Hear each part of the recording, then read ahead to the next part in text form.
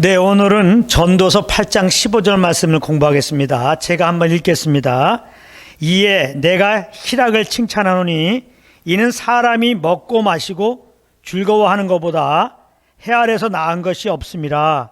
하나님이 사람으로 해 아래서 살게 하신 날 동안 수고하는 중에 이것이 항상 함께 있을 것이니라. 아멘. 오늘 이 말씀을 공부하겠습니다. 여기 보게 되면 이에 이렇게 시작합니다.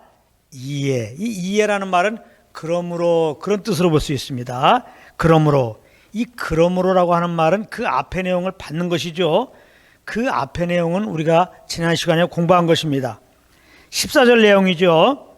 세상에 행하는 헛된 일이 있나니 곧 악인의 행위대로 받는 의인도 있고 의인의 행위대로 받는 악인도 있는 것이라. 내가 이르노니 이것도 헛되도다. 이 말씀은 지금 받고 있는 내용입니다. 다시 말하면은 의인이 상을 받을 줄 알았는데 벌을 받는 경우가 있더라 이 말입니다. 악인이 벌을 받을 줄 알았는데 상을 받는 일이 있더라는 겁니다. 그렇기 때문에 어떻게 보면 이해가 안 되고 이 부조리한 이런 일들이 있는 이 세상 가운데서 그러므로 어떻게 살아야 될 것인가, 그것을 지금 말하고 있는데 내가 희락을 칭찬하노니 이렇게 말하고 있습니다. 여기서 희락을 칭찬한다는 것은 즐겁게 살아라, 그렇게 즐겁게 살 것을 지금 권면하고 있는 겁니다. 구체적으로 뭘 즐겁게 사느냐, 15절에 보면은 사람이 먹고 마시고 즐거워하는 것보다 해 아래서 나은 것이 없음이라. 하나님이 사람으로 해 아래서 살게 하신 날 동안 수고하는 중에 이것이 항상 함께 있을 것이니라. 그래서 먹고 마시고 일하는 가운데서 오는 즐거움으로 즐거워하며 살아라. 먹고 마시며 일하는 가운데 오는 즐거움을 누리며 살아라. 지금 그 말씀을 하고 있는 겁니다. 그런데 여기 15절 뒤에 보면 하나님이 사람으로 해 아래 살게 하신 날 동안 수고하는 중에 이것이 항상 함께 있을 것이냐고 그랬어요. 여기서 이것이라고 하는 건 뭡니까? 먹고 마시고 일하는 가운데 오는 즐거움, 이것이 항상 있을 것이라는 겁니다. 사람이 이 땅에 사는 날 동안 하나님이 먹고 마시고 일하는 가운데 즐거움이 있도록 그렇게 창조하신 거예요. 그래서 지금 솔로몬은 이렇게 이해가 되지 않고 부조리가 많음으로 말미암아 열이 나죠. 열이 난다고. 그 마음에 답답한 가운데 살아갈 수밖에 없는 인생들에게 말하는 겁니다. 너무 열받아 하지 말고, 너무 세상 부조리에 그 마음 뺏기고 그걸로 말미암아 괴로워하지 말고, 하나님이 기본적으로 우리를 창조하셨을 때 먹고 마시고 일하는 가운데 즐거움이 있도록 하셨는데 그 하나님이 허락하신 즐거움을 누리고 사는 것이 그게 지혜로운 자다. 그것이 그 어떤 것보다 가장 나은 삶을 사는 것이다. 이렇게 지금 권면하고 있는 그런 내용입니다. 이 내용은 사실은 2장 24절에서 이미 공부했어요. 2장 24절을 보겠습니다. 전도서 2장 24절에 보면은 사람이 먹고 마시며 수고하는 가운데서 심령으로 낙을 누리게 하는 것보다 나은 것이 없나니 내가 이것도 본즉 하나님의 손에서 나는 것이로다 그랬어요. 여기 보면은 내가 이것도 본즉 하나님의 손에서 나는 것이로다. 먹고 마시고 일하는 가운데 즐거움이 있는데 이것은 하나님의 손에서 난 것이다. 하나님이 창조할 때 그렇게 만들었다는 겁니다. 하나님이 사람을 창조했어요. 그러면 목숨을 유지하기 위해서 먹어야 될 거 아니에요. 마셔야 될 거 아니에요. 또 일을 해야 될 거 아닙니까? 꼭 일하는 것이 죄로 말미암는 그 형벌 중에 하나로 일하는 게 아니에요. 일하지 않고 어떻게 살아요? 이거 신성한 겁니다, 일이라고 하는 게. 그런데 하나님은 먹고 마시고 일할 때 그 즐거움이 있도록 그렇게 창조하신 거예요. 그래서 보면 먹을 때 좀 기쁨 있잖아요. 먹을 때. 마실 때 기쁨 있잖아요. 그 일할 때 그 기쁨이 있잖아요. 그것을 지금 말하는 겁니다. 그러니까 여기서 우리가 참 하나님의 사랑을 우리가 또 경험할 수 있고 생각할 수 있는 건데요. 사람이 죄를 범해가지고 하나님이 이제 저주받은 땅으로 추방할 때 이렇게 먹고 마시고 일할 때 오는 그 즐거움을 가져가셨어 봐. 그 즐거움을 갖지 못하도록 하셨어 봐. 그러면 이 저주받은 이 땅에서 그러다도 살기가 어려운데, 이렇게 이 세상에 부조리가 가득하고 마음 답답한 일밖에 없는데, 그거 먹고 마시고 또 일하는 거, 이것은 한마디로 말해서 삶의 일상을 말하는 거거든요. 그 삶의 일상에서 조금의 기쁨과 조금의 행복과 조금의 안식과 조금의 평안도 없도록 만드셨다면, 야, 이거 어떻게 살아갑니까? 하나님이 다 아시고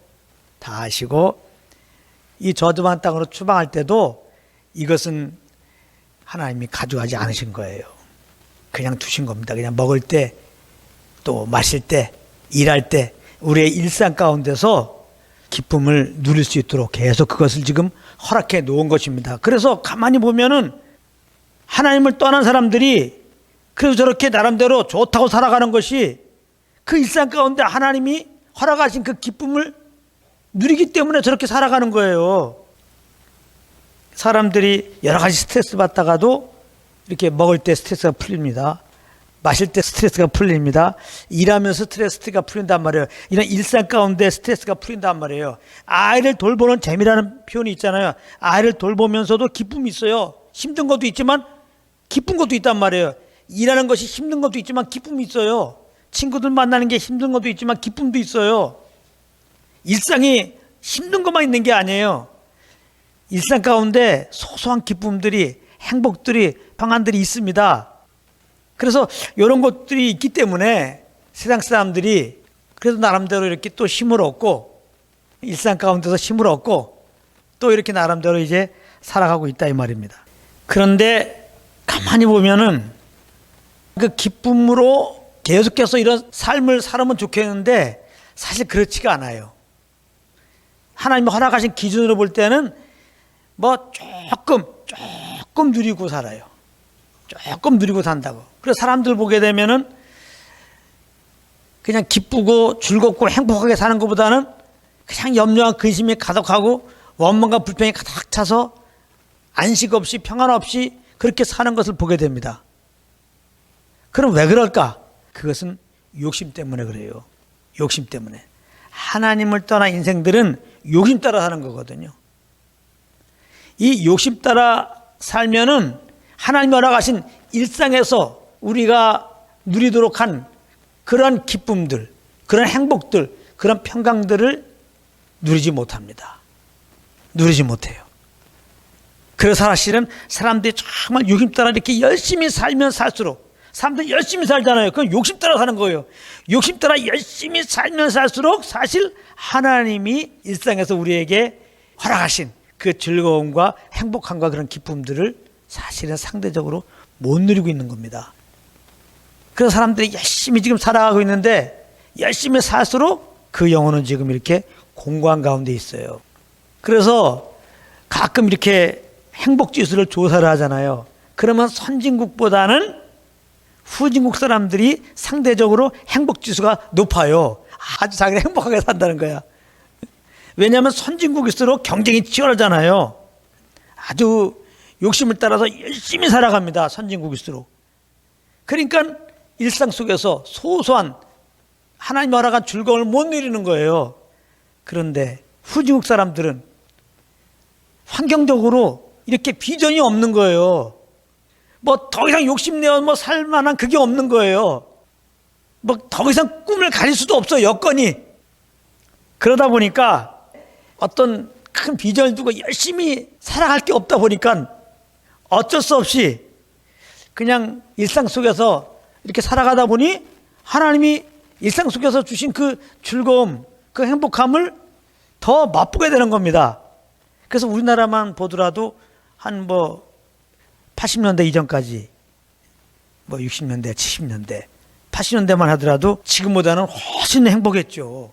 그때에 비해서는 환경적으로는 얼마나 우리가 잘 삽니까? 근데 행복지수는 푹 떨어집니다.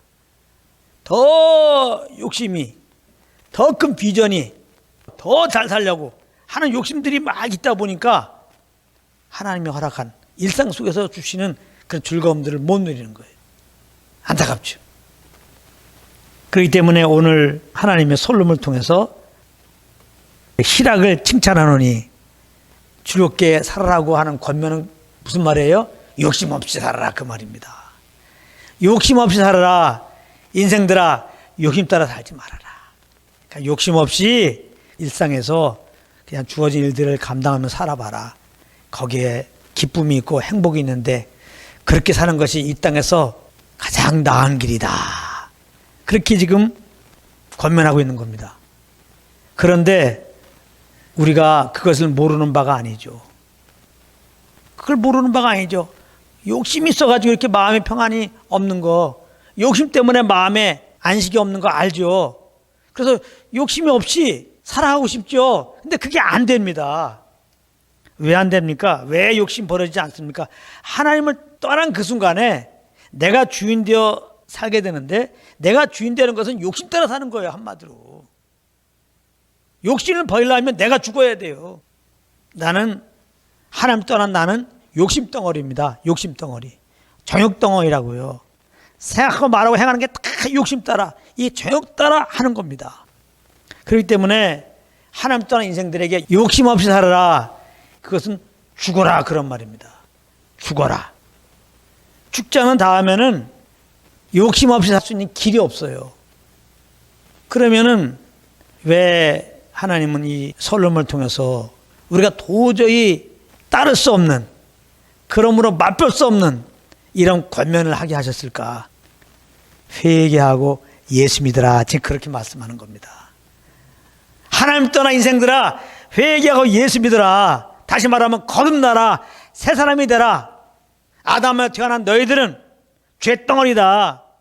정욕덩어리다. 너희가 새롭게 되지 않는 한, 거듭나지 않는 한 너희들은 끝없이 그 욕심으로 말미암아 그 마음의 평안과 안식은 경험하지 못한다. 하나님 일상을 통해서도 그런 즐거움을 주었지만 그것마저도 너희들은 못 누린다. 예수님이 말씀하셨어요. 수고하고 무거운 짐자들아, 다 내게로 오라. 내가 너희를 쉬게 하리라. 내가 너희를 즐겁게 하리라. 내가 너희를 행복하게 하리라. 내가 너희를 평안하게 하리라. 그 말이거든요. 진정한 즐거움, 진정한 평안은 예수님을 우리 마음의 주인으로, 왕으로 모시는 겁니다.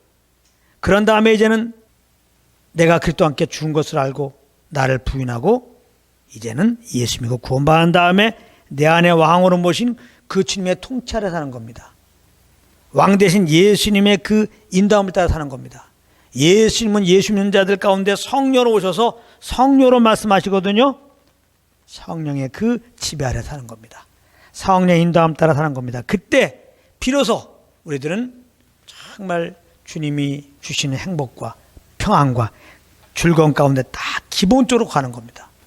우리가 아무것도 안 해도 주님을 모시고 사는 그 순간, 주님과 함께하는 그 순간 즐거움과 행복과 안식에 평강된 그 주님과 온전히 연합돼 가지고 그분의 품 안에 있는 것이 돼 가지고 주님의 평강이 내 안에, 주님의 기쁨이 내 안에, 주님의 행복이 내 안에 있음으로 말미암아 내가 평안하고 행복함을 느껴요. 이런 가운데서 이제 주님의 인도함 따라 먹고 마시고 일합니다. 그러면 이건 뭐 은혜 위에 은혜인 거죠. 평강 위에 평강. 주님과 함께함으로 오는 기쁨 위에 또 기쁨. 그렇게 되는 거죠. 그러면 하나님은 오늘도 이 말씀을 통해서 우리에게 복음을 들려주는 거예요. 복음을 들려주는 거예요. 할렐루야.